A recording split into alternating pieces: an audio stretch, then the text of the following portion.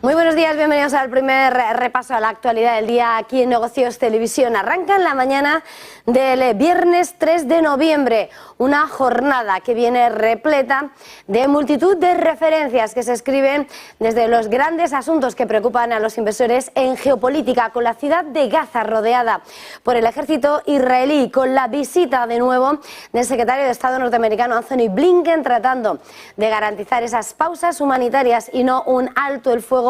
y por supuesto también pendientes de lo que puedan decir esas tensiones en torno a Oriente Medio, mientras por supuesto seguimos pendientes de los datos que toman el pulso a la economía, con un PMI de servicios en China que aguanta en terreno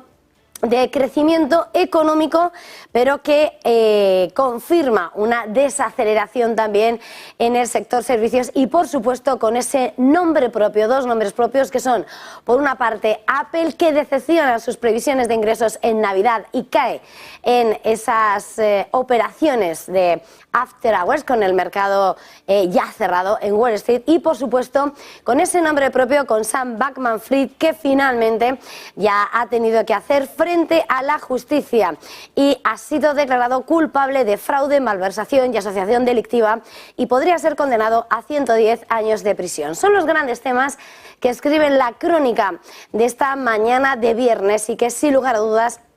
tiene de nuevo como epicentro informativo ese escenario bélico en Oriente Medio, esa guerra declarada de Israel contra el movimiento terrorista de Hamas tras esos atentados contra Israel de principios del mes de octubre. En este contexto, el Consejo de Seguridad Nacional de la Casa Blanca ha señalado que el presidente Joe Biden está comprometido a garantizar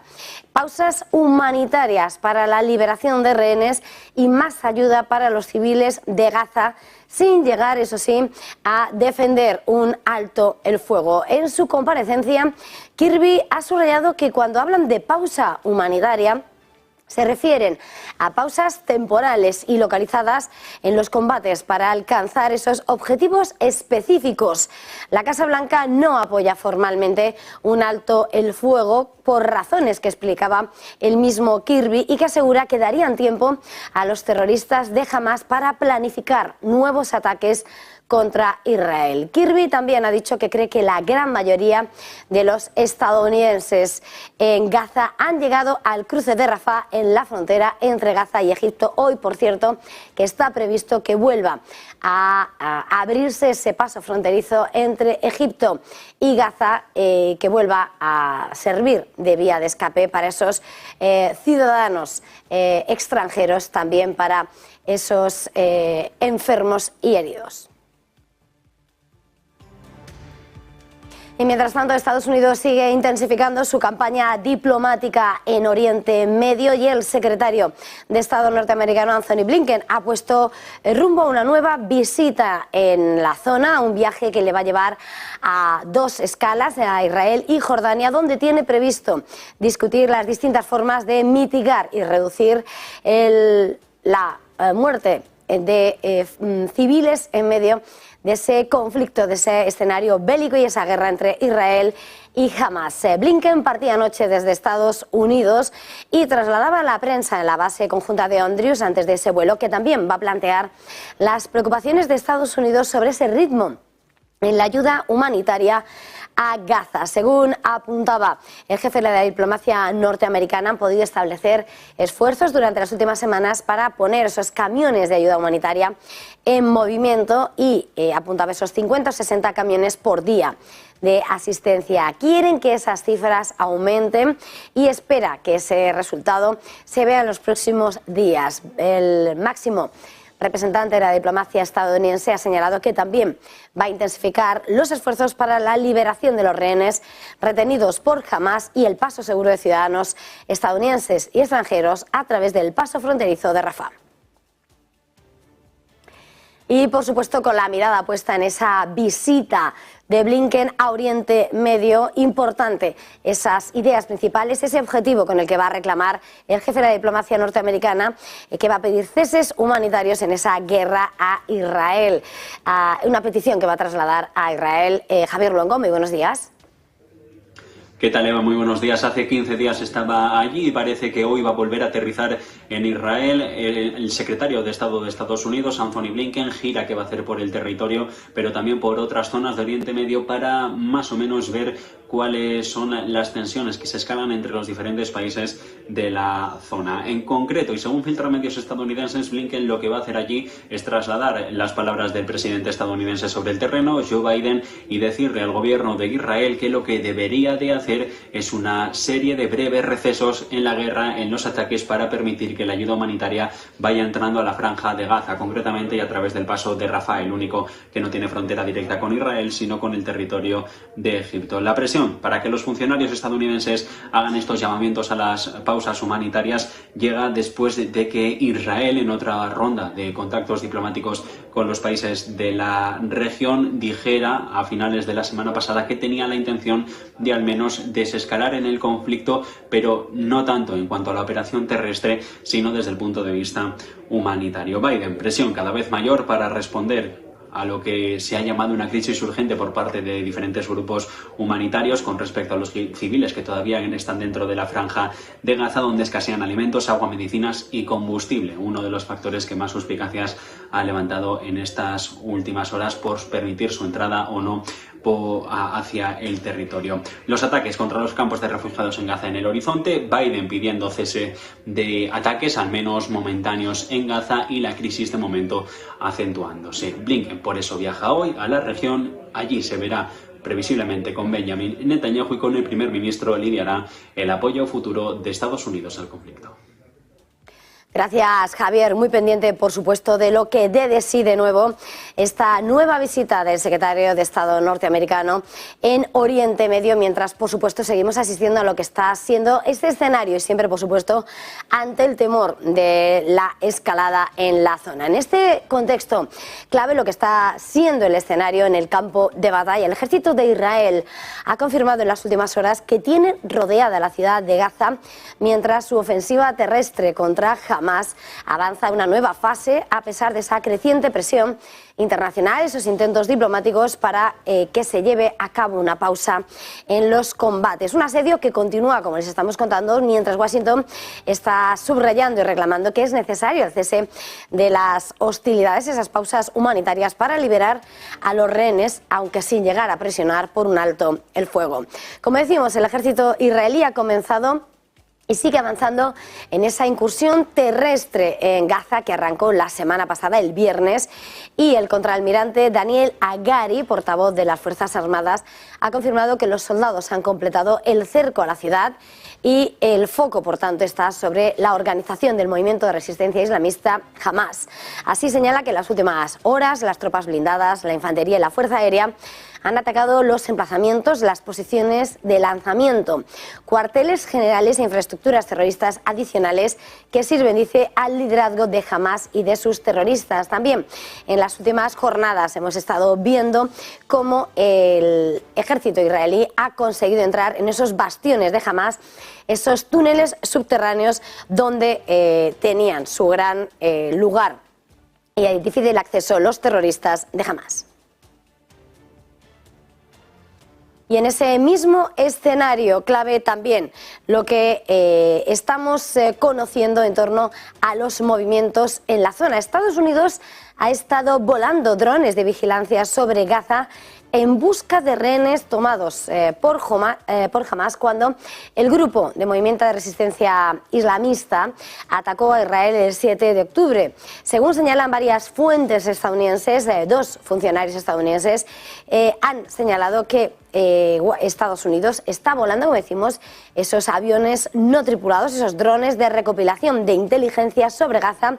para ayudar en los esfuerzos de localización de rehenes. Uno de los funcionarios, según el diario Haaretz, habían estado realizando vuelos con drones, dice, durante más de una semana. Según esas fuentes, 10 estadounidenses cuyo paradero sigue desaparecido podrían estar entre las más de 200 personas tomadas como rehenes en Gaza, donde se cree que están retenidas en esa extensa red de túneles de Hamas. Y en este escenario tenemos que seguir hablando de otros grandes asuntos que escriben la crónica geopolítica y económica de la mañana. Y es en este punto donde tenemos que mirar a Japón, donde lo que estamos viviendo en los mercados, esa debilidad del yen, ha obligado al gobierno a reducir ese histórico plan de gasto militar. Según informa en exclusiva Reuters a esta hora, el colapso del yen está obligando a Japón a reducir esa histórica inversión en defensa, ese presupuesto de 5 años y 43,5 billones de yenes destinada a ayudar a disuadir una invasión china de Taiwán, lo que era ese proyecto según las fuentes cercanas al asunto que cita, como decimos, Reuters. Desde que se dio a conocer este plan el pasado mes de diciembre, recuerda la agencia, el yen ha perdido el 10% de su valor frente al dólar, lo que ha obligado a Tokio a reducir ese ambicioso plan de adquisiciones en defensa que entonces se calculó en 320.000 millones de dólares. Reuters, según esas entrevistas y esas declaraciones que ha llevado a cabo con funcionarios del gobierno de Tokio, pone de relieve cómo esas adquisiciones de defensa y esa situación de debilidad del yen hace que den marcha atrás y que Japón comience a recortar las compras de aviones en 2024, lo que era el segundo año de ese aumento en el gasto en defensa debido a la debilidad del yen. Y mirando a los grandes asuntos más económicos, venimos de la resaca de lo que han sido en la última semana la cita con algunos de los grandes bancos centrales del mundo. Pausa es lo que veíamos ayer en el Banco de Inglaterra, Powell el miércoles en la Reserva Federal y hace una semana Christine Lagarde al frente del Banco Central Europeo. Con todo esto, el análisis y las miradas en torno a lo que pueda pasar sigue escribiéndose la crónica de los mercados, y ahí es donde se sitúan las declaraciones del director ejecutivo de JP Morgan Chase, Jamie Dimon, que cree que la Reserva Federal podría no haber terminado con ese ciclo de endurecimiento, con esas subidas de tipos de interés. Apenas unas horas después de que la Fed decidiera mantener sin cambios el precio del dinero en esa horquilla del 5,25, 5,5% en su nivel más alto en los últimos 22 años, Dimon apuntaba que la pausa es un movimiento con el que la Reserva Federal hace bien para ver qué pasa, ese wait and see, pero sin embargo ponía sobre la mesa sus dudas, su sospecha de que es posible que no haya terminado, según esas declaraciones ofrecidas en una conferencia en Texas, y en la que el directivo señalaba que es posible que la Fed todavía no haya terminado de subir los tipos de interés. Y en este contexto, por supuesto, muy pendientes de lo que está pasando en los mercados en estas jornadas repletas de referencias de bancos centrales y de datos. Todo esto, por supuesto, en una jornada en la que hemos visto a Wall Street anotarse importantes subidas y con protagonistas con nombre propio importantes. Esta mañana, por cierto, el Hansen de Hong Kong sube con fuerza un 2,63%, mientras que venimos de una sesión en Wall Street donde veíamos cómo el Dow Jones se anotaba más de 550 puntos, un 1,7%, y registraba su mejor día desde junio. También fuerte subida la que se notaba el S&P 500, cercana al 1,90%, la mejor fecha desde abril, y veíamos además como el Nasdaq subía el 1,78%. Todo esto enmarcado en una jornada en la que veíamos como la desaceleración del mercado laboral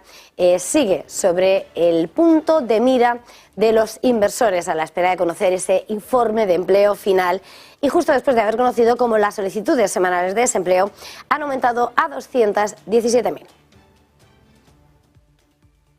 Pero sin lugar a dudas, en la crónica de los mercados y ya con el cierre echado en Wall Street, había un nombre propio que esperábamos y que escribía la crónica final de la jornada y hablaba de perspectivas. Apple ha presentado jueves este jueves al cierre de Wall Street sus resultados, unos beneficios en su cuarto trimestre fiscal que han superado las expectativas en cuanto a ventas y ganancias por acción. Sin embargo,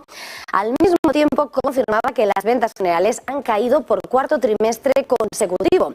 Todos los negocios de hardware fuera del iPhone han disminuido en esa lectura interanual ese año contra año, con grandes caídas en segmentos del iPad y de los Mac. Con todo, las acciones de Apple caían más del 3% en ese after hours, en esas operaciones extendidas,